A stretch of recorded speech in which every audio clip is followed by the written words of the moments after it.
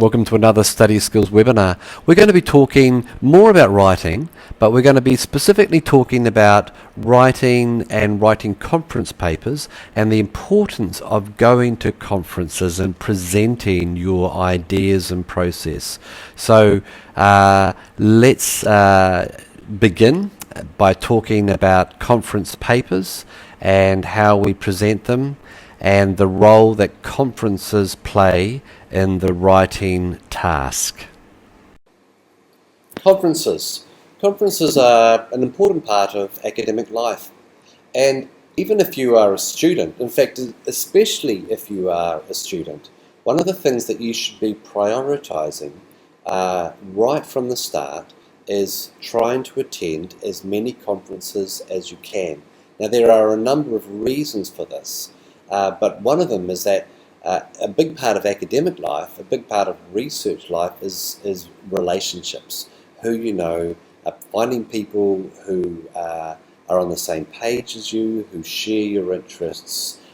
This is a very important aspect of academic life, which you should be getting even if you are doing an honours project, even if you're an enthusiastic undergrad. Going to conferences where you can hear people talk about their research and read their thoughts and process, and if they are conference papers, and also established authoritative voices in keynotes. So conference papers are an important part of getting through your master's thesis or your PhD thesis, because you need to network. There are all sorts of alternatives to physically going to conferences. I've talked about academia.edu, there's ResearchGate, which is a similar forum, but nothing beats face-to-face contact. Conference papers, writing conference papers, begins with something called a call for papers. And you, as well as your supervisor, would do well to sit down at the beginning of a year and to begin to plan about what conferences are happening in the country, what conferences are going on in your university, in your city, in your country, and in your region that you are able to go and attend as an observer, but also, hopefully, participate in as a conference presenter. But all of this starts with something called a call for papers, where organisers of a conference will publicise the conference, the theme, the panels, the collection of papers that are being looked for. There may be a call not only for papers but also for panels. So perhaps you would like to propose a panel for a conference. But we need to read this call for papers carefully, looking at the scope, and you'll almost always be given the name and contact details of one or two people who organise these panels. If you're not sure about whether what you're doing fits, then just give them a ring, send them an email and say, hi, this is my project, this is what I'm working on, I'm interested in joining your panel, and I'm very, very confident that they will positively respond to that kind of contact. But otherwise, just read the call for papers and then think about what you can say which will be relevant to that. So what you need to do next is you need to prepare an abstract for a conference paper.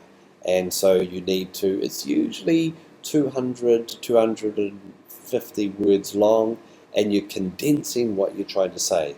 Put a catchy title on and condense your argument. Maybe you want to make a bit of a comment about the outline of a paper, and do that yourself and give it to a colleague, perhaps your supervisor, to look over. If it's good to go, then just send it off. So after you call for papers, you need to get a conference, a paper abstract formally submitted to the website or to the person that you've been in correspondence with. The systems vary across the conferences. And now your task is to sit down and to write out your ideas. This is not a conference, this is not a thesis draft. This is not a draft of a thesis chapter. This is just, for most people, most of the book chapters that you read, most of the journal articles that you read, and many a thesis chapter first appeared as a conference paper.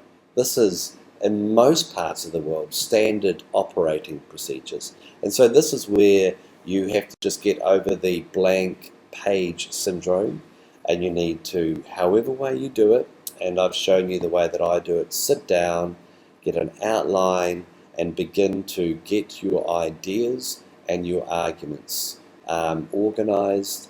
And it does not need to be perfect. It needs to be tidy. It needs to be coherent. It needs to adhere to all of the standards of academic life, citing your sources, no plagiarism, keeping your self-plagiarism down, and send it on to someone after you have prepared your draft to look over it.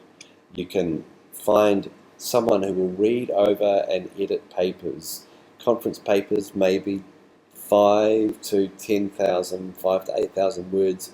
They probably won't charge a lot of money. It is money worth spent. And then after you've gone to your conference and you've formally presented your paper, people hear your presentation. If they're interested enough, they will read the paper. Then if you are at a conference, you will get feedback. You'll be able to sit down with perhaps the head of the panel to talk about your ideas. You may get praise that will encourage you. You might get criticism, which will help you iron out the problems that you have in your thinking and what you have read, so that you are able to use this material. Now, I'm going to say it again. Most of the journal articles that you read, most of the chapters and books that you read, not all, but most of them appeared first as conference papers. So what you've done now is with your draft conference paper, you are able to perhaps use this as an outline for a thesis chapter. And so you may be working on a theoretical chapter, it might be a methodological chapter, but consider using this conference paper in your thesis. Or why don't you consider sending it to a journal? We'll talk about journals and about how you find the right journal. The right journal is important. You shouldn't aim too low and you shouldn't aim too high. We'll be talking about that in subsequent seminars. And so these are some brief thoughts that I have about the role of conference papers in the task of writing. And conferences, it cannot be overemphasized that conferences are an important part of academic life. It's where you meet people, it's where you form professional and even maybe personal relationships. It's where, and it all starts with keeping an eye out for a call for papers. With writing an abstract, formally submitting that to the conference organisers. If it's accepted, writing a draft paper that can receive feedback and can find its way into your thesis and or a journal. So thanks again for watching, thanks again for listening, and we'll talk more about other aspects of writing in subsequent webinars.